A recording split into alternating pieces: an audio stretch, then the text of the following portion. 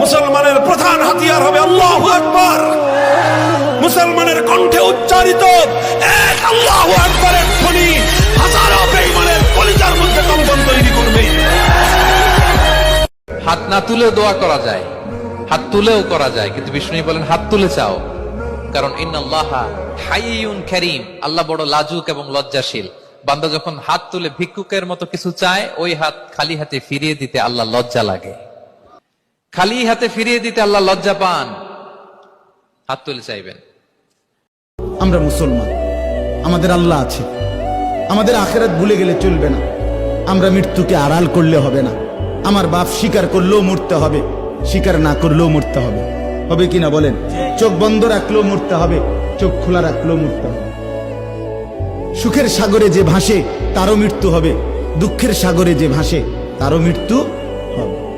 গুরুত্ব দিলেও হায়াত শেষ, খামখেয়ালি করলেও হায়াত শেষ। কাজে লাগাইলেও জিন্দিগি শেষ, কাজে না লাগাইলেও জীবন শেষ। বাসর রাতও ভোর হয়, জেলখানার রাতও ভোর হয়। কষ্ট আর মুসিবতের রাতও শেষ হয়, আনন্দ আর ফুর্তির রাতও শেষ হয়। এবং জীবনটা আমাদের ওয়ান ওয়ে, একমুখী রাস্তা, যেটা কেবল সামনের দিকেই যেতে হয়, ওই বরাবর, আর পিছন দিকে আসা যায়। এখানে আমরা যারা কল্পনা করেন, আমরা যারা বসেছি, কেউ ইচ্ছা করলে আজকের দুপুরে আমরা আর ফিরে যাইতে পারবো? কোনো সুযোগ, কোনো যোগ্যতায়।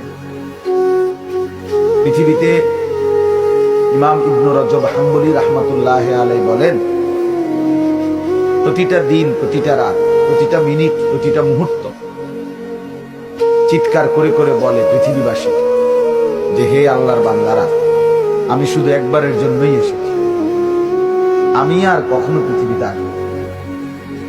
সেই যুবক আরশের ছায়া ছায়া পাবে যে তার যৌবনকালটাকে আল্লাহর পথে কাটিয়েছে, এবং যে যাকে কোনো সুন্দরী মেয়ে জেনার জন্য আহ্বান করে, সে বলে আমি আল্লাহকে ভয় করি। আমরা তওবা করি, আমরা কোনো প্রকার জেনার পাবে যাবো না ইনশাআল্লাহ। তুমি যদি বাতিলের পক্ষে চলে লড়াই করতে প্রস্তুত হও, আমি হকের পথে থেকে লড়তে আমার কিসের ভয়?